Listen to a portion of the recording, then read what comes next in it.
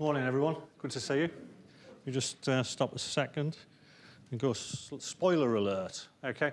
I always like to come in and see what verse is on the table in front of the flowers. So this morning, come and see what God has done.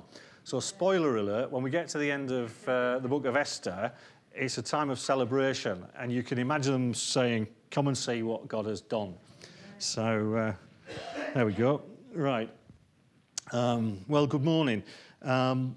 Before I kind of get into the sermon, youngsters, you're staying in this morning. So we have got to the final in a set of 3 studies on the book of Esther in the Old Testament.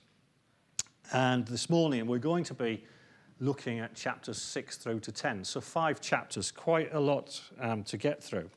But young folk, what I might suggest to you is that if you've never read the book of Esther, pick it up and read it. Get yourself a hot chocolate or a can of Coke or something and some biscuits. Turn your phone off and get rid of TikTok or whatever it is you're looking at, and sit down and spend 30 minutes reading through the book of Esther. And where I come from in the northeast, they would probably say it's a right riveting read. So give it a read, because it's a fascinating piece of history. Not just a story, it's history. Anyway, right, so where have we got to? This is the 3rd and final one in this little series that we've been doing. In chapter 1, we met King Xerxes, who ruled the Persian Empire that stretched from India to Ethiopia, so a massive empire. After a period of excessive ego pampering with the movers and shakers of the empire and the mother of all parties, Xerxes divorced his wife, Queen Vashti, because she wouldn't comply with his unreasonable request to parade her beauty before his bunch of drunken guests. Then in chapter 2, the search went out for a new queen, and Esther, a Jewish orphan girl, was crowned queen after winning a rather bizarre beauty competition. And at the end of the chapter, her relative, close relative, either cousin or uncle, we're not quite sure, but he was her guardian, Mordecai, exposed a plot to assassinate the king. But he wasn't given any official recognition for what he did. And then in chapter 3, an evil man called Haman comes on the scene, and he was promoted to the position of prime minister. But one man, Mordecai the Jew, refused to show Haman the respect that he expected. And so Haman was enraged, and he managed to persuade the king to issue a genocidal edict that would see the Jews killed in 11 months' time. Understandably, in chapter 4, Mordecai and the Jews were in great distress. Queen Esther was faced with a big choice. Did she remain silent, or does she speak up for her people? She chose, after a period of fasting, the high-risk option to go to the king and speak up and plead for mercy for the Jews. And then in chapter 5, she got an audience with the king and put on a banquet for just him and Haman. But she kept them guessing as to the nature of her request, and she invited them to another banquet the following day at which all was going to be revealed. And after the first banquet, Haman went home, and as he did so, saw Mordecai, got enraged again, and he decided he couldn't wait for this edict to wipe out the Jews to be enacted. He wanted more immediate action. He wanted Mordecai dead. So he built a gallows 6 stories high, 75 feet high, to hang Mordecai on. And now we come to chapter 6, which Tony kindly read for us at the beginning of the service. Excuse me. At the beginning of chapter 6, we see that King Xerxes was unable to sleep. Now, I wonder if you've ever had the problem of insomnia. For some reason, you're just not able to get to sleep at night. You go to bed and perhaps you can't get to sleep, or if you do get to sleep, you then wake up and can't get back over again. Often, I think maybe it's an age thing, isn't it, as you get a little bit older. How do you deal with it? Do you count sheep? And if you count sheep, what's the highest number you've ever got to before you've drifted off again? Occasionally, Anthea struggled to sleep when she was working at Heathrow. And she had a different approach. What she would do would be to wake me up and tell me about it. You know, a problem shared and all that. And that then helped her to get over to sleep. Meanwhile, I was lying there wide awake thinking, why did I need to know about that? Anyway, King Xerxes also had a rather novel approach to dealing with his sleep problem. And that was to get somebody to read the history books to him. And we'll find out a little later that it was no coincidence that he couldn't sleep, nor was it a coincidence that he wanted the history books read, because one of the key themes in the book of Esther is the providence of God. And that is that God sees the end before the beginning, and God involves himself in life's events so that they produce the outcome that he ultimately desires. And in doing this, the amazing mystery is that God does not override the free decisions and the actions of individuals. And as we move through the chapters that we have before us this morning, we'll see that God was very clearly working out his purposes.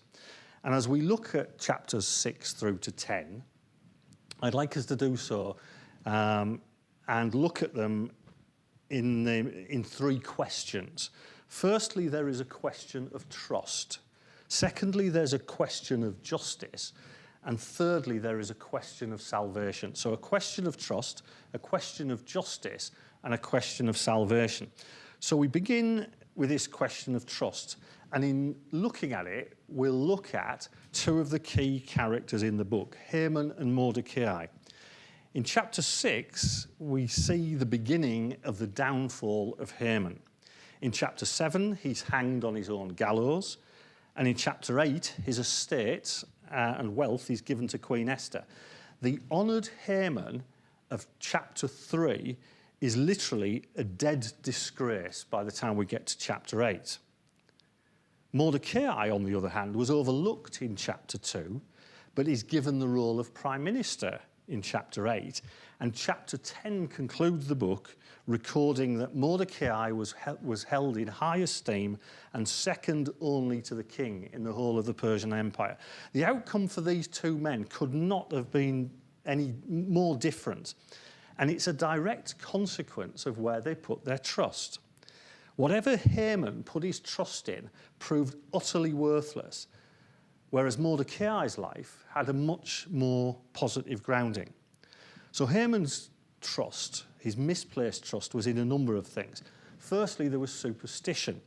And if you've got your Bibles open, I'm going to refer to a lot of chapters and verses. But in chapter 3, verse 7, in his desire to avenge himself against what he saw as the insubordination of Mordecai, Haman cast lots to determine the day that the Jews should be exterminated. And he used something known as the Persian pur, P-U-R, which would indicate to him the lucky day for dealing with the Jews.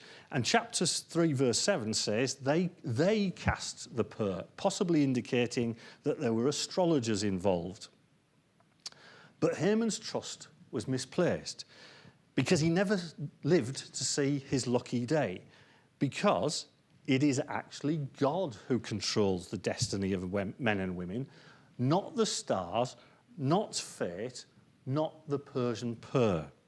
And Haman's misplaced trust in superstition speaks into our culture. You see, 21st century Britons are surprisingly superstitious. A reasonably large survey undertaken a few years ago now revealed the following.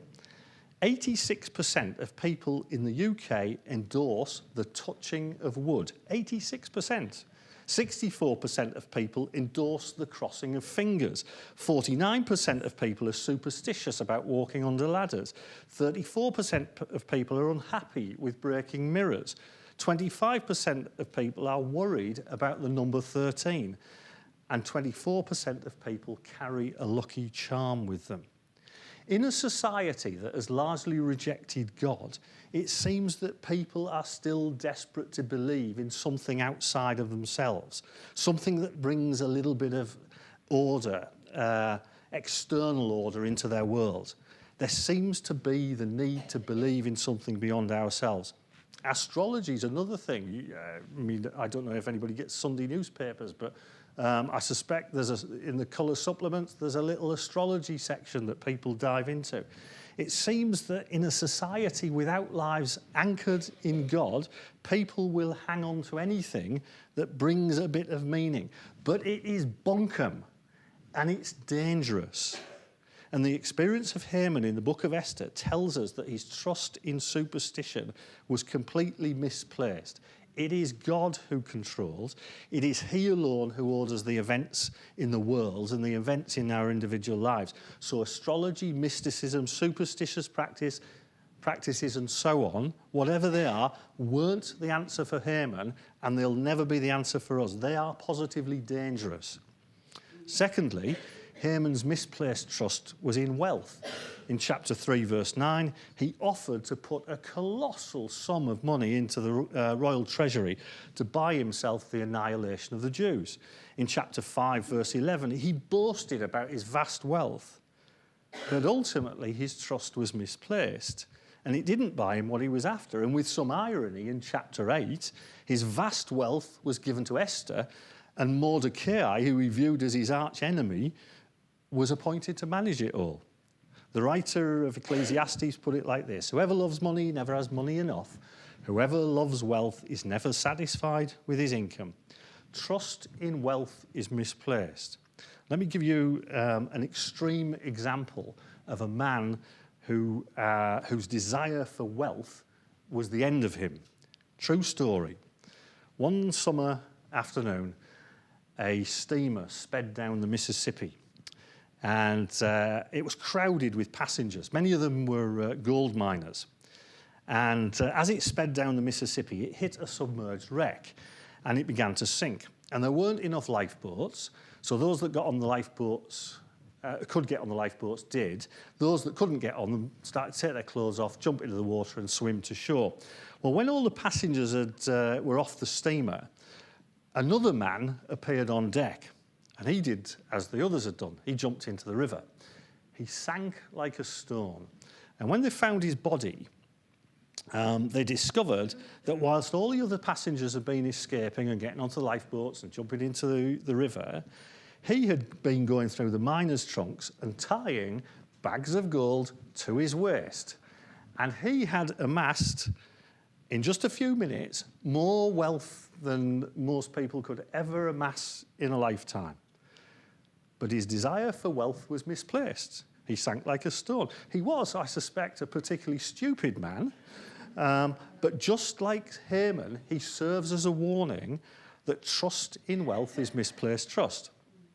Thirdly, Haman placed his trust in power and connections. He was prime minister of the world's greatest empire at the time. He had the king's signet ring. He had the power to enact laws. He boasted about his position and his connections. And in chapter 5 particularly, he was bragging about the fact that he'd got a special invitation to the Queen's banquet. It was Lord Acton, a British historian in the late 19th century, that said, power tends to corrupt, and absolute power corrupts absolutely. Haman seems to have been a good case in point. What he didn't realise is what Psalm 47 tells us, that God is the king of all the earth, and the kings of the earth belong to him. Haman only had the power that God gave him. And at the end of chapter 7, it all came tumbling down as he was hanged on his own gallows. So trust in power, whether it's business influence, political contacts, status within the community, is misplaced. Mordecai, well, he was an entirely different character to Haman. His statement to Esther in chapter 4, verse 14, and if you remember, chapter 4, verse 14 is possibly the key verse in the book of Esther. His statement in chapter 4, verse 14, where he reminded Esther that if she remained silent, rescue for the Jews would come from elsewhere. That seems to implicitly indicate that Mordecai's trust was in God. And that's a key theme of the book of Esther. We should put our trust in God because he is the one who actually rules. He is the one who's in control of the events that go on. And it is ultimately his will that will be done. No one who puts their trust in God and places themselves in his hands will ever be disappointed. For Mordecai, Esther, and the Jews of the Persian Empire, though they were in a minority and they had the legislative might of a world superpower bearing down on them, they showed that their trust in God was not misplaced. Chapter 6 documents an amazing catalogue of supposed coincidences, showing us that they were right to trust God because he was in control of what was happening to them. Their trust in God was absolutely appropriate. And consequently, as we read these verses, we can have confidence that he's in control of the events in our lives. Nothing escapes him, nothing surprises him, nothing is beyond his control. And if you look through chapter 6, it is remarkable the number of coincidences that there are, but they're not coincidences. So, firstly, in verse 1, the king just happened to have insomnia the very night Haman was plotting Mordecai's execution. Had the king's insomnia been the following night, it would have been too late for Mordecai. But he just happened to have insomnia the night that Haman was planning Mordecai's execution. Secondly, rather than counting sheep, he just happened to choose to have the history of his own reign read to him. And then thirdly, it just so happened that as they were reading the account of his reign, they read the account of Mordecai exposing the assassination attempt. And then fourthly, the king just happened to ask what honour had actually been paid to Mordecai. Fifthly, the king then decided to deal with the oversight immediately. He didn't say, do you know what, we'll put that on the agenda for a government meeting in a couple of weeks' time. He decided to deal with it immediately. Sixthly, it just so happened that Haman was in the palace complex and at the point at which the king wanted to deal with the issue. And then seventh, in verse 6, the king just happened to ask Haman a question in a cryptic manner. Rather than saying, there's been an oversight, how do we honour Mordecai? He asked his question in a cryptic manner. And then number 8, Haman just happened to assume, big ego that he had, that the king was obviously talking about him and not Mordecai. And so Haman went overboard in what was needed to be done to honour the man that the king wanted to honour. And so what you have is one supposed coincidence after another. Bang, bang, bang, bang, bang. And they were all building up to the downfall of Haman and the rise of Mordecai and ultimately the protection of the Jews. In a book that has no explicit reference to God, there is no doubt that this list of supposed coincidences in chapter 6 show God's active involvement in the whole situation. So where should we place our trust? We should put our trust in God's firm and secure hand. He is intricately involved in our lives, weaving a rich and wonderful tapestry. We might not understand every detail of it, but he is involved in our lives. And on the face of it, Esther, Mordecai, and the Jews, they had the weight of this world's superpower bent against them. And humanly speaking, they were done for, but they had God on their side. And however great the opposition, God plus one is always a majority. And as Christians, we find ourselves in a spiritual battle. And perhaps at times the opposition may be immense. But Esther chapter 6 reminds us that God is in control of all the seemingly insignificant events. Romans chapter 8 verse 31 tells us that ultimately Christians are on the victory side. If God is for us, who can be against us? So take heart, Christian. Whatever's thrown at you, you're on the Lord's side, and nothing will separate you from the love of God? So that's the question of trust. Secondly, question of justice. We seemingly live in a world of injustice. Putin has not been brought to book for his murderous atrocities. The Iranian mullahs still continue to butcher their own people and have been getting away with it for 40 years. Idi Amin, if you remember him, was known as the Butcher of Uganda. He died in exile in 2003 in Saudi Arabia, having never faced justice for his crimes.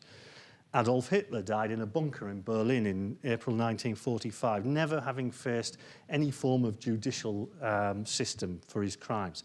Stalin, who was responsible for killing millions of his own citizens, died of a stroke in old age, never having faced justice. Similarly, Mao Zedong died in 1976, never facing justice for the tens of millions of his own people that his regime has been accused of killing. We don't live in a world of immediate justice. In the early chapters of Esther, there are some significant injustices. Queen Vashti was deposed in chapter 1. Mordecai's loyalty was ignored in chapter 2. Haman was honoured in chapter 3. But the most grotesque injustice of them all was the Jews being given notice of their genocide at the end of chapter 3. And then we have chapter 7 and chapter 8, Esther pleading with King Xerxes to rectify the impending injustice of Haman's edict to annihilate her people. The question of injustice and justice has vexed humankind since the fall, and it pours from the pages of the Bible. Cain was punished by God for the murder of his brother Abel. And in Genesis chapter 4, he had the audacity to complain about the justice that was meted out on him. The psalmists lamented the injustice that they saw. Psalm 58, do you rulers indeed speak justly? Do you judge uprightly among men? No. In your hearts you devise injustice and your hands mete out violence on the earth. In Psalm 73, when Asaph looked and he saw the prosperity of the wicked and how they were clothed in pride and violence, he says his feet almost slipped. He almost lost, or he began to lose confidence in God when he looked and saw the Hamans of his day. And then the prophets similarly lamented the injustice that they saw. Habakkuk asked God this question: why do you make me look at injustice? Why do you tolerate wrong? Injustice was rampant in Habakkuk's day, and God seemed passive in the face of it all, and he asked why. Is our day any different? No, it's not. We see criminal injustice. We now have a phrase that's become popular, two-tier justice, actually demonstrating that there is injustice. We see economic injustice, we see racial injustice, we see national injustice, we see international injustice. What are we to make of it all? What do the events of Esther teach us? Well, in Esther chapter 6, we see God very clearly at work in a rapid and amazing string of coincidences.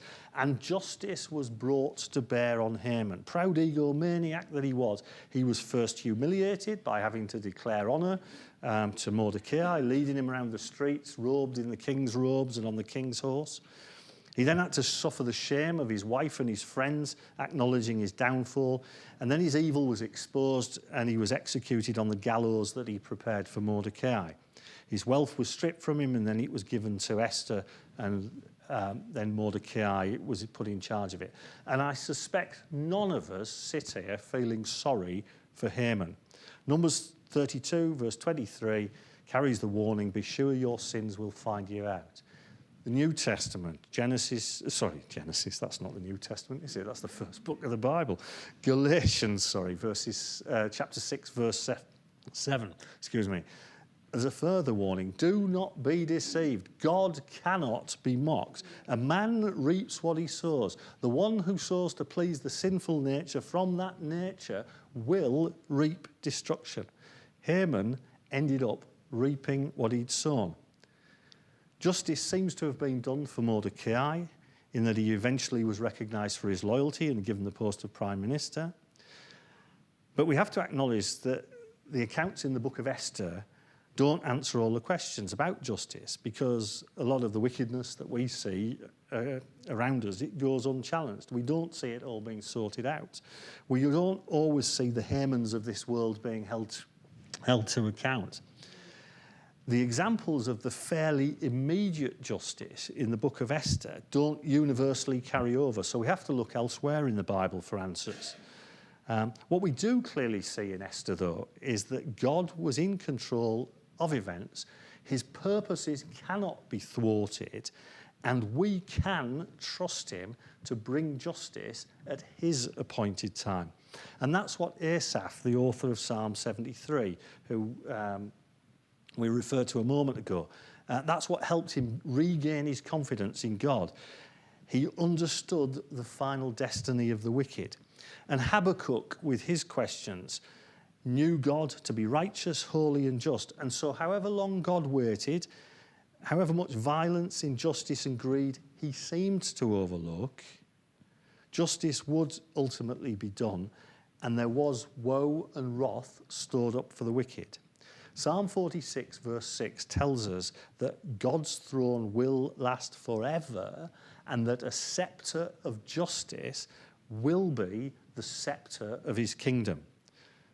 God at times waits in bringing about justice, and he has his reasons for it.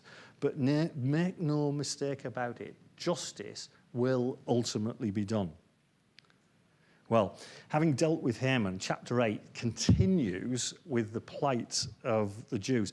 The architect of the edict to wipe out the Jews was dead, but the edict itself was very much alive. The law entitling the Jews' enemies to kill them was still in play, and it couldn't be revoked. So what were they to do?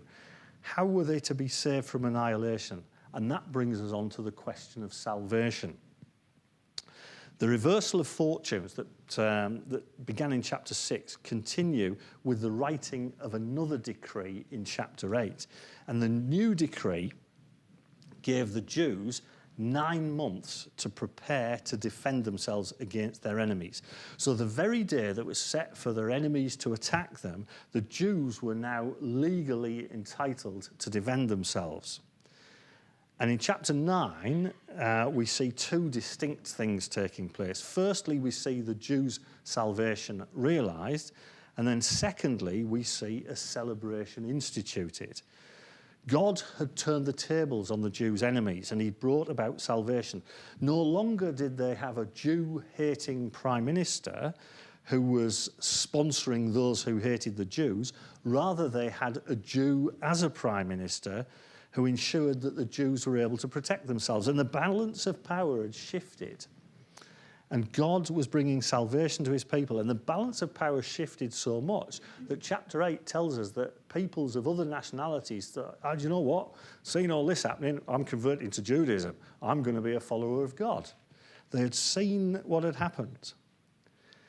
And so when the gruesome day came for these two edicts to be enacted, there were still those who hated the Jews that wanted to wipe them out, but the Jews were able to defend themselves, and no one could stand against them effectively, and they were able to protect themselves. And the outcome was that more than 75,000 of their enemies were killed. Now, maybe they were particularly stupid. They should have read what was going on, but they still decided to have a go at the Jews. And lost their lives as a result. What are we to make of it all? Well, the primary message again is that God is in control. And he brought salvation to his people out of a situation that, humanly speaking, appeared to be certain death. And it ought to remind us that God has brought salvation on an even greater scale. God has brought us salvation in Christ. All those who believe in him shall not perish, but shall have eternal life. And without the salvation that God offers us, our destiny is death and eternal separation from him. But in Jesus, he offers us forgiveness of sin, freedom from guilt, and an eternal future in his wonderful presence. And so as we reflect this morning on the salvation that we see in the book of Esther, Might I ask you a question? Have you experienced the even greater salvation that God has brought to us in Jesus? Well, not only do we see salvation realised in chapter 9, we also see celebration instituted. The Jews celebrated. Mordecai wrote to them and told them that they were to have an annual celebration. And 2,500 years later, the Jews still celebrate what is known as the Feast of Purim. And it reminds them of the salvation from the destruction that was planned under the evil hand of Haman. And for them, it's a joyous feast. Now, traditionally, the whole book of Esther is read as part of that celebration. It's read in one sitting, which actually makes sense, because when you read the book of Esther in one sitting, take half an hour, read it, you actually see the reversals and the ironies in the book and all the interplay that goes on. It's also read in those celebrations in a kind of pantomime style, because it's a family affair. The children join in. So the children are encouraged to cheer every time they hear Mordecai's name mentioned, and to boo every time they hear Haman's name read. And the kids also get to eat these things called Haman Tarshan, which means Haman's hats. And they are 3-cornered pastries filled with sweet poppies or prunes. Now, where they come in the narrative, I've no idea. It's not in the version that I've read. But the point is, they celebrate. They celebrate that salvation. And as Christians, we have a much greater celebration and a much greater salvation. The salvation that we remember is not that of our bodies from mortal death, so much as our very selves from eternal damnation and separation from God. Our celebration is the Lord's Supper, and Jesus himself instructed us to remember him and what he did for us at Calvary. And the Lord's Supper is an opportunity for us to celebrate his victory over sin and death and hell. It's an opportunity for us to celebrate God's love for us. We have the most wonderful salvation, so let's enjoy it, let's celebrate it, let's remember it. And so our monthly communion service should be a time of joy. It should be a time of remembrance. It should be a time of celebration. It should lift our hearts. And that brings us to the book of Esther. Come and see what God has done, as we've had put out there this morning. A thrilling story, but more than a story, it's history. And more than history, it's full of practical application for us and encouragement for us as we seek to live for God in our day and generation. Its overriding message is that God is in control and God brings salvation. He's working in the individual lives of his people to accomplish his purposes. And so as we reflect on what God did in the lives of Esther and Mordecai, let's also take a little bit of time out and reflect on what he's doing in our individual lives. Well, may God bless us as we do that. Thank you.